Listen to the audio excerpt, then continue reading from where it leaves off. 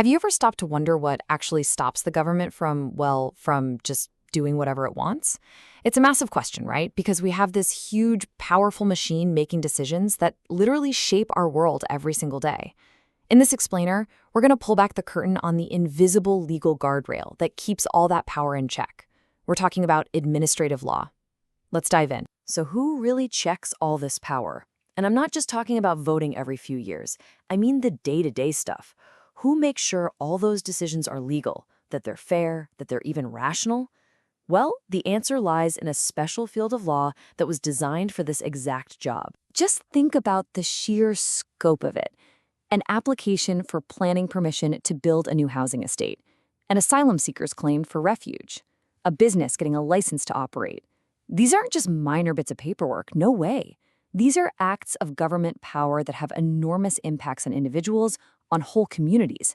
And the volume is just staggering. We're talking hundreds of thousands of these decisions every single year. And this is exactly where administrative law steps onto the stage.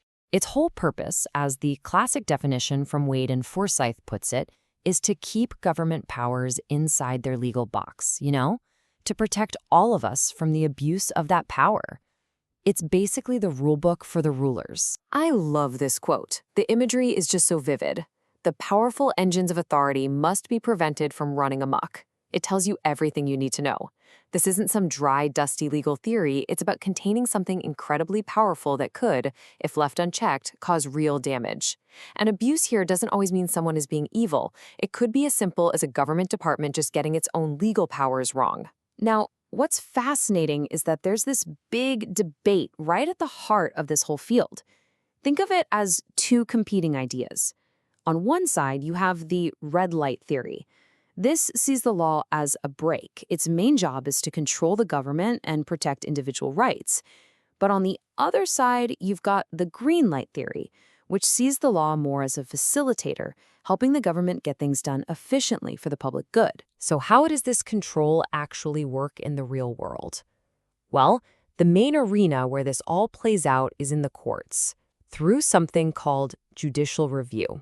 This is where the legal theory meets the road. This quote really lays out the fundamental principle.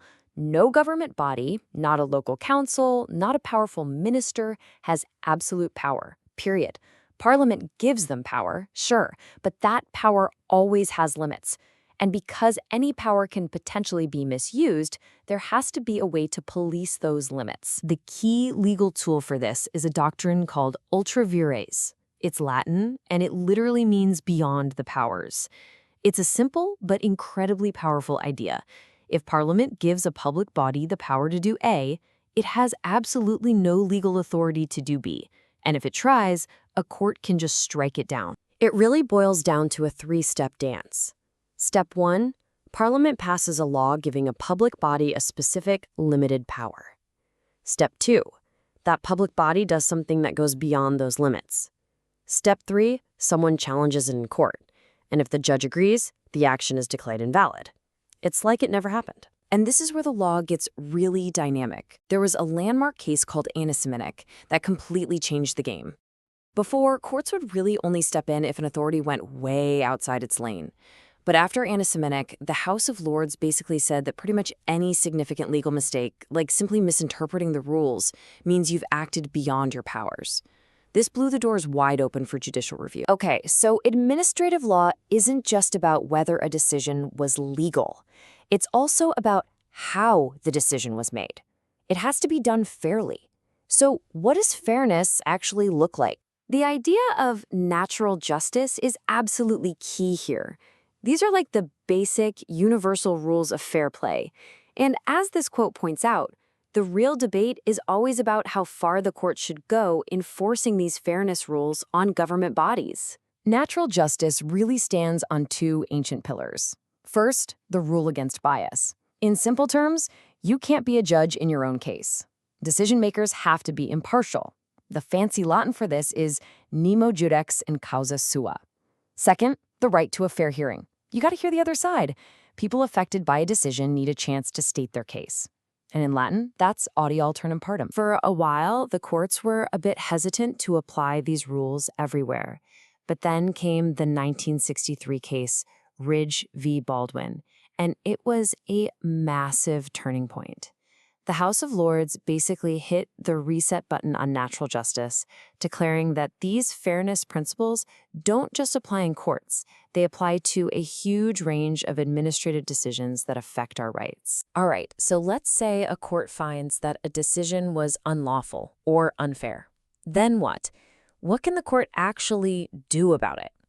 This is where the remedies come in. The most common weapon in the court's arsenal is a quashing order.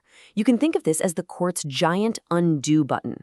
It completely nullifies the unlawful decision, wiping it off the books as if it never even existed. But what if the problem isn't a bad decision, but actually no decision at all? A public body just isn't doing its job. Well, that's what a mandatory order is for. It forces them into action, compelling them to perform a legal duty they've been neglecting. And finally, there's the injunction. This is like the court putting up a big red stop sign.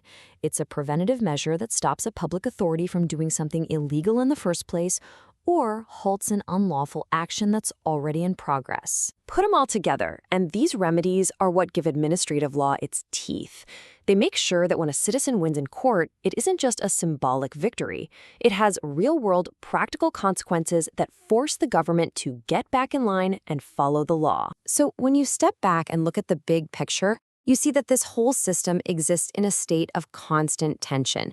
It's this delicate, ongoing balancing act between letting the government govern and upholding the rule of law. And you can't forget the immense scale we're talking about.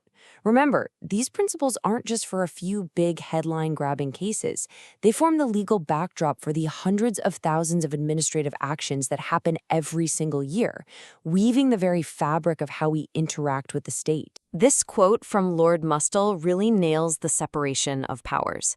The courts don't see their job as running the country. They see their role as making sure that the people who do run the country, that's Parliament and the government, are playing by the rules. The courts are the referees, not the players on the field. And all of this leaves us with one final crucial question to think about. In our modern world, where the power and the reach of the state just keep expanding, is this legal framework, this invisible guardrail built by judges and law over centuries, is it actually strong enough to hold?